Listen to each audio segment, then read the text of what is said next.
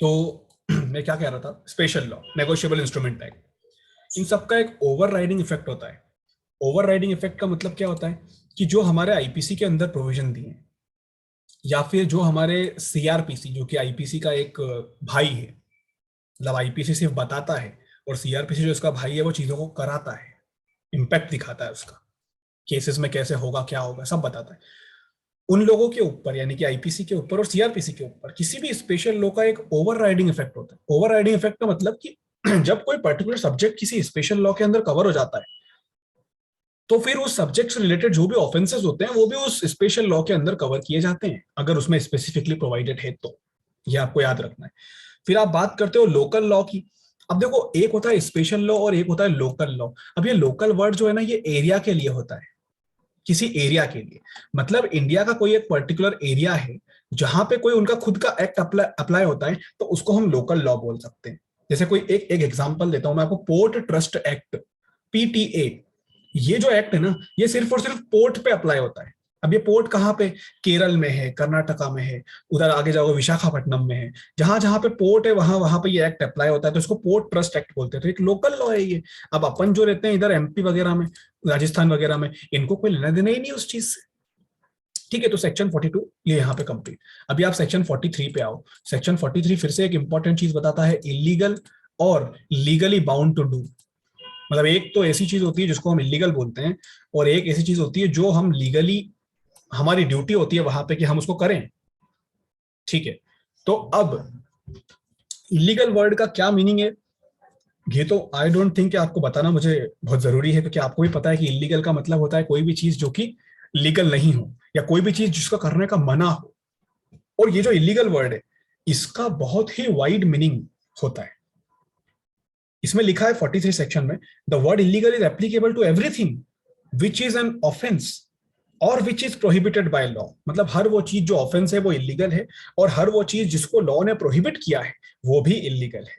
या फिर और which furnishes ground for civil aviation. Illegal के 3 इंग्रेडिएंट होते हैं, देखो मैंने यहाँ पे पॉइंट आउट करे हैं। हर वो चीज जो ऑफेंस है, हर वो चीज जो प्रोहिबिटेड बाय लॉ है, और हर वो चीज जो आपको सिविल एक्शन लेने का एक ग्राउंड प्रोड्यूस करता हो। मतलब कि फॉर एग्जाम्पल, मैंने आपके साथ कुछ किया जिससे आपको बहुत लॉस हुआ। अब आप उस लॉस की रिकवरी कैसे कर सकते हो कि आप मेरे ऊपर एक सिविल केस लगा दोगे, आप मेरे ऊपर एक सिविल एक्शन ले लोगे, आप मेरे ऊपर एक सिविल सूट फाइल कर दोगे कि मेरी किसी गलती के कारण आपको नुकसान हुआ है। तो मैंने वो जो गलती करी है, आप उसके कारण एक सिविल केस फाइल कर सकते हो ना। मतलब मेरी गलती ने आपको एक ग्राउंड दे दिया सिविल केस लगाने का। जो मेरी गलती थी, जो मेरा एक्ट था, उसने आपको एक ग्राउंड दे दिया सिविल सूट फाइल करने के लिए। तो ये भी एक इलीगल चीज कहलाती है। Everything which furnishes a ground for civil action is also considered illegal। तो ये 3 चीजें होती है इलीगल के अंदर, आप इसको समझ जाना। और legally bound to do so के अंदर क्या आता है, लीगली बाउंड टू सो के अंदर एक लाइन लिखी है, a person is said to be legally bound to do whatever it is illegal to him to omit. मतलब हर वो चीज जो आपको छोड़ना इलीगल माना जाता है, हर वो चीज जो आप अगर नहीं करोगे, ओमिट कर दोगे, तो उसको इलीगल माना जाएगा।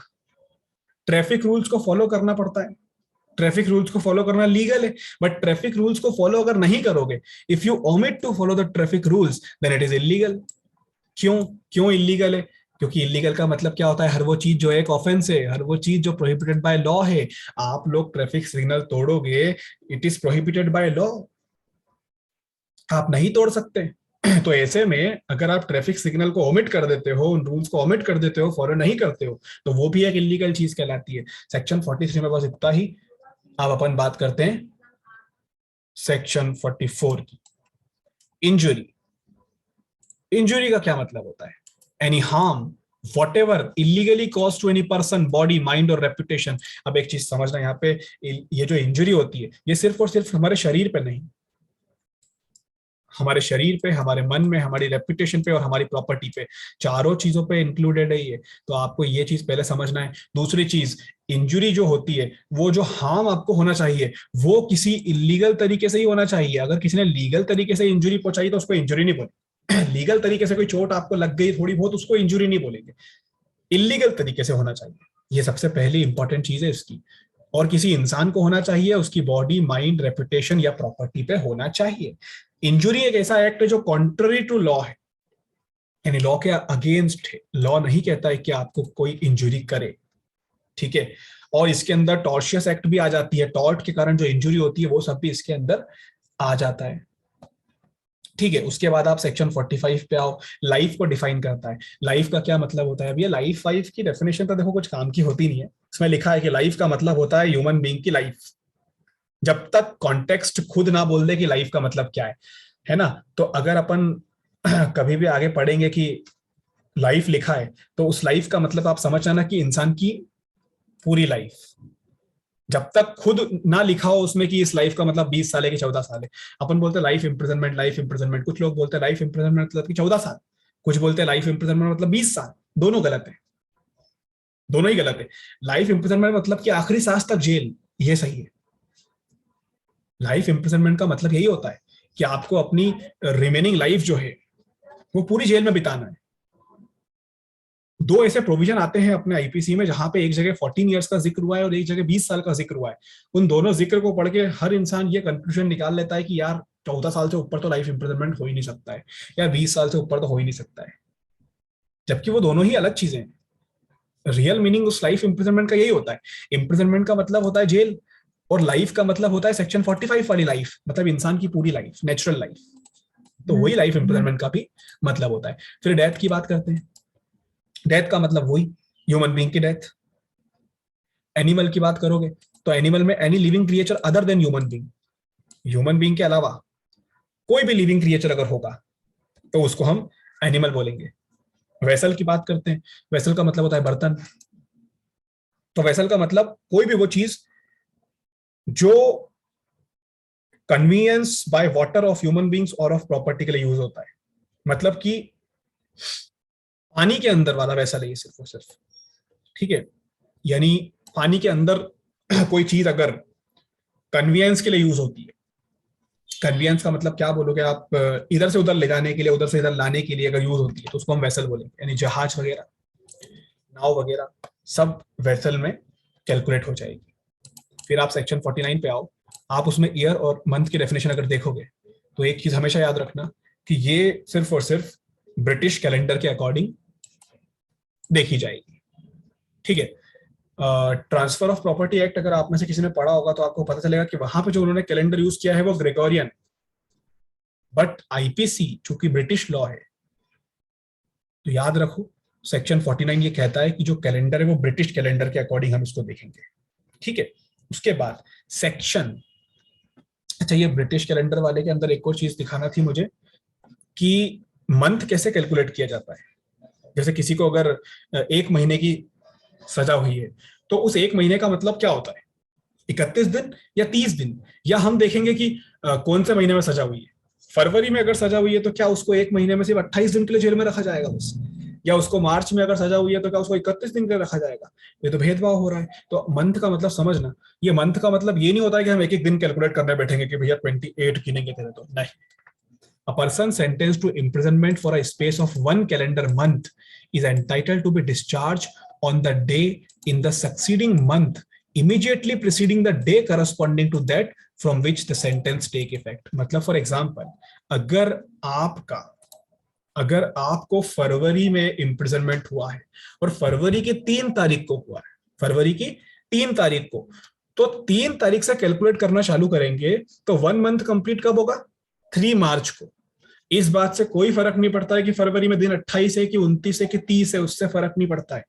फर्क सिर्फ इस चीज से पड़ता है कि 1 मंथ का मतलब होता है 4 से 4, 5 से 5। यानी 1 जनवरी से 1 फरवरी ये 1 मंथ होता है, 1 फरवरी से 1 मार्च ये 1 मंथ होता है। और यहां पे अगर किसी को इम्प्रिजनमेंट होता है तो उसको 1 दिन पहले छोड़ दिया जाता है। 1 दिन पहले क्यों छोड़ दिया जाता है? क्योंकि जिस दिन से उसको इम्प्रिजनमेंट हुआ है उस दिन भी इम्प्रिजनमेंट को कैलकुलेट किया जाता है। यानी अगर आपको 4 मार्च को इम्प्रिजनमेंट हुआ है तो 4 मार्च से लेके आपको 3 अप्रैल तक जेल में रहना पड़ेगा, इसको 1 मंथ माना जाएगा। या आपको अगर 2 फरवरी को हुआ है तो 2 फरवरी से 1 मार्च तक आपको जेल में रहना पड़ेगा। फिर आप वहां पे ये नहीं उठा सकते मुद्दा कि भैया फरवरी में हुआ था, 2 दिन और एक्स्ट्रा रखो, ये सब नहीं चलता, ठीक है, ऐसे मजाक नहीं करना वहां पे। फिर आप आओ सेक्शन 50 पे। सेक्शन 50 डिफाइन करता है सेक्शन को। इस सेक्शन का क्या मतलब होता है? The word section denote one of those portion of a chapter of this code which are distinguished by prefixing a numeral figure. देखो मैंने यहाँ लिखा है सेक्शन 50, सेक्शन 51, सेक्शन 52। हर चैप्टर में जो चीजों को सेपरेट किया गया है एक नंबर के through, first, second, third, fourth, 50, 51, अपन 52 पे आ गए, इन सबको सेक्शन बोलते हैं, ठीक है। कोई इतनी खास डेफिनेशन नहीं थी। उसके बाद आप आ जाओगे इधर गुड फेथ पे। नहीं, गुड फेथ के पहले ओथ पे आ जाओ। ओथ क्या है? ओथ का मतलब होता है एक सॉलेम अफर्मेशन, जो आपसे कोई डिक्लेरेशन लिया जाता है authorised by law before a public servant, या फिर उसको as a purpose of proof आपसे लिया जाता है कि भैया आपको ये ड्यूटी हम दे रहे हैं, आप एक शपथ लो कि आप इस पद का मिसयूज ना करोगे, ठीक है। चाहे आपको कोर्ट ऑफ जस्टिस में दो, चाहे कहीं भी दो, उसको ओथ कहा जाता है। सेक्शन 52 एक one of the most important definition आती है ये, जिसको हम कहते हैं गुड फेथ। गुड फेथ का क्या मतलब होता है? देखिए एक चीज समझना, ये गुड फेथ एक बहुत ही वाइड वर्ड है। इसमें लिखा है कि nothing is said to be done और believed in good faith which is done और believed without due care and attention. इसमें दो चीजें आपके सामने आ गई, एक तो ड्यू केयर और एक है अटेंशन। थोड़ी सी राइटिंग मेरी गंदी आ रही है अभी, पर आप लोग बेहद इसको देख लीजिएगा। ड्यू केयर एंड अटेंशन मतलब कोई भी चीज गुड फेथ में नहीं मानी जाएगी अगर आपने उसको करते वक्त प्रॉपर केयर नहीं की, आपने उसको करते वक्त प्रॉपर अटेंशन नहीं दिया। यानी कि ये दो इंपॉर्टेंट एसेंशियल होते हैं गुड फेथ के।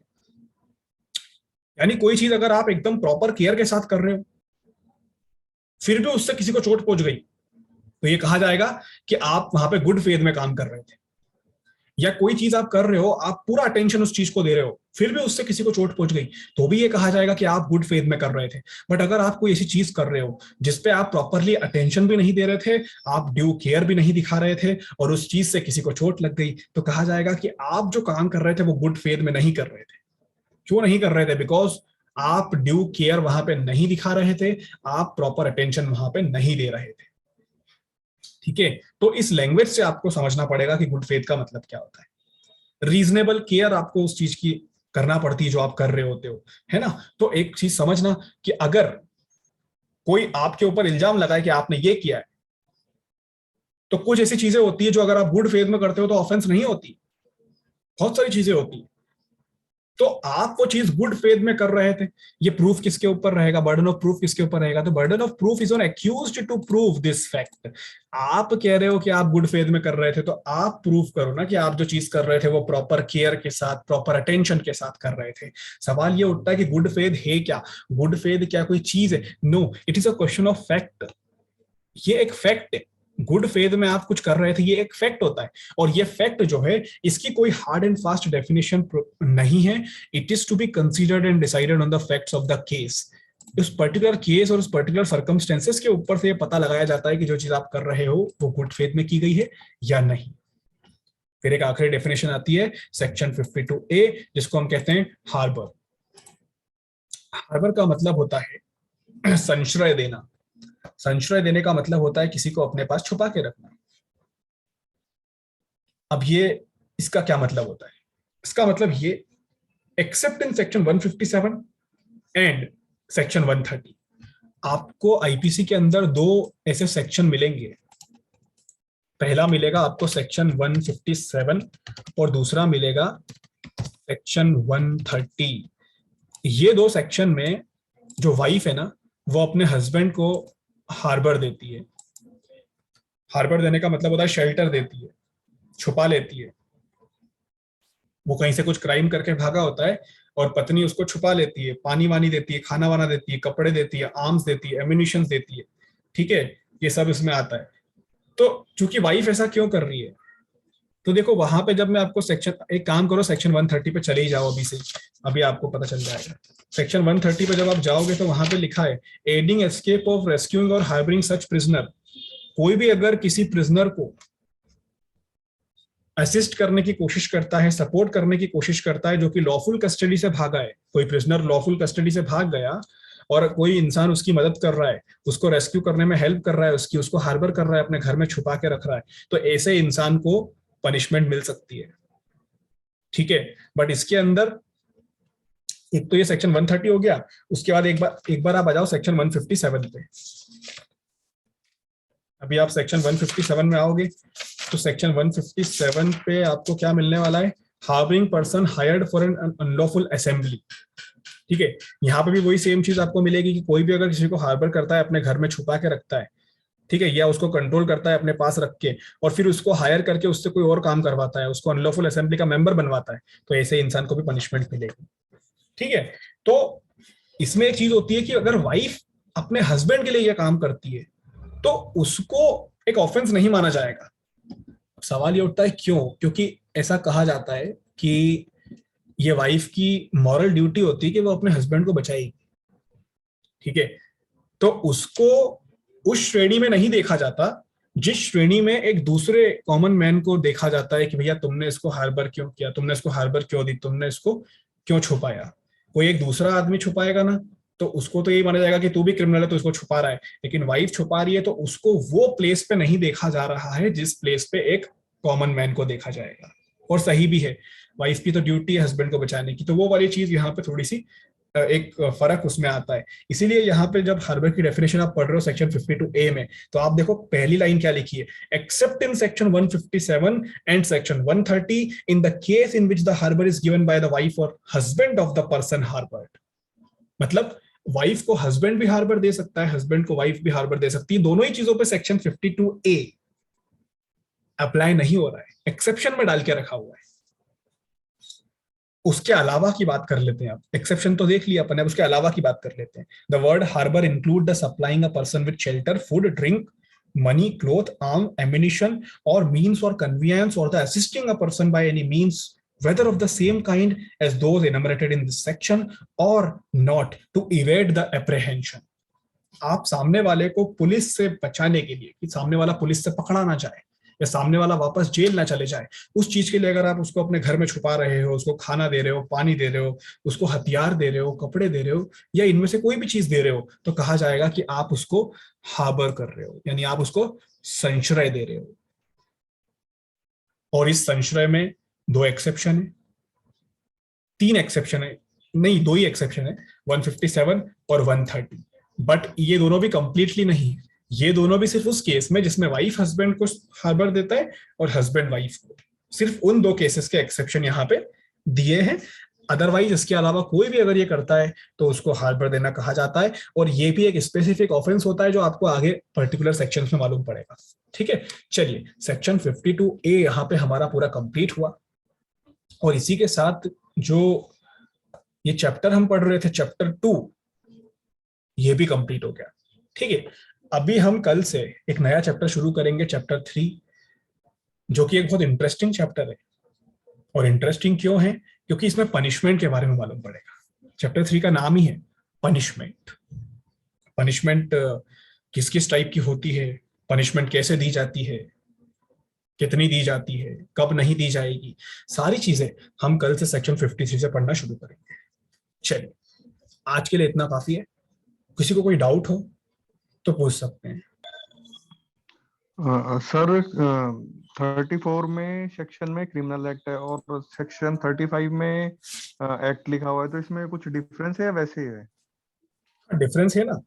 35 में आप सब कॉमन इंटेंशन से नहीं गए थे, आप सब कॉमन इंटेंशन से नहीं गए थे सेक्शन 35 में। सेक्शन 35 में बस इतना था कि जो एक्ट आप लोग कर रहे हो वो एक्ट एक क्रिमिनल एक्ट है। आपको ये पता है कि आप वो एक्ट कर रहे हो, आपको ये भी पता है कि वो जो एक्ट आप कर रहे हो वो क्रिमिनल है, फिर भी आप कर रहे हो, और 4-5 लोग मिलकर उस चीज को शेयर कर लेते हैं ये जानते हुए कि ये क्रिमिनल एक्ट है, और वो कर लेते हैं, तो वो सारे के सारे उस एक्ट के लिए रिस्पॉन्सिबल होंगे।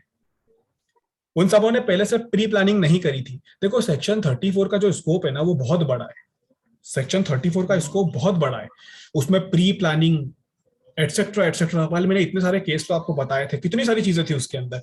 लेकिन सेक्शन 35 का स्कोप उतना बड़ा नहीं है। सेक्शन 35 में सिर्फ इतना है कि कोई एक्ट है जो कि सिर्फ आप अगर उसको जानते हो कि आपको करोगे तो वो क्राइम है, सिर्फ ऐसा नॉलेज उस एक्ट को क्रिमिनल बनाता है, फिर भी आप वो एक्ट करते हो, और सेवरल पर्सन मिलकर उस एक्ट को कर लेते हैं ये जानते हुए कि ये एक्ट क्रिमिनल है, तो वो सारे के सारे रिस्पॉन्सिबल होंगे उस एक्ट के लिए। ये यहाँ पे इसका बेसिक है। लेकिन 34 में क्या, 34 में आप सबकी प्री प्लानिंग होना चाहिए, कॉमन इंटेंशन होना चाहिए, उस कॉमन इंटेंशन को अंजाम देने के लिए आप वहां पे गए हो, ये सेक्शन 34 है, ठीक है। बट मैंने आपको इसीलिए उस टाइम पे एक चीज बोली थी कि अगर 34 और 35 में कंफ्यूजन हो रहा हो तो ये समझ जाना कि रियल प्रोसीडिंग में अगर देखोगे तो कोई फर्क नहीं पड़ता, सेक्शन ऊपर नीचे भी लग जाता है तो उससे कोई इतना बड़ा इशू नहीं होता है, क्योंकि दोनों का रिजल्ट सेम है, ठीक है। बट फिर भी डिफरेंस बता देता हूँ, 34 में pre planning, common intention, furtherance of common intention तीनों की जरूरत है, लेकिन 35 में वो सारे लोग मिलके जो एक्ट कर रहे हैं बस उन्हें इतना पता होना चाहिए कि the act they are doing is criminal by reason only of the knowledge, उनको सिर्फ पता है, उस चीज का नॉलेज है, सिर्फ उसी चीज के कारण वो एक्ट क्रिमिनल है, फिर भी वो लोग कर रहे हैं, ठीक है। ये उसका 35 का बेसिक, ठीक है। चलिए ये हुआ, किसी और को कोई डाउट? चलिए नहीं है तो अब हम कल मिलेंगे और कल हम सेक्शन 53 से यानी कि चैप्टर 3 से शुरू करेंगे। अच्छा ये जो चीजें है ना, जो चैप्टर के पर्टिकुलर सेक्शन है ना, आप लोग इसको ना याद करते जाना इस कोड की स्कीम को, कि सबसे पहले चैप्टर में कितने सेक्शन थे, चैप्टर 2 में कितने सेक्शन थे, कहाँ से कहाँ तक थे, इसको अभी से याद करते जाना, क्योंकि इजी होता है पढ़ते पढ़ते याद करना, वरना बाद में करने बैठोगे तो बहुत कंफ्यूजन क्रिएट होगा, ठीक है। तो इतना आप करना, जी, कल मिलते हैं, फिर नया चैप्टर शुरू करते हैं। Thank you. Okay, thank you. Thank you, sir.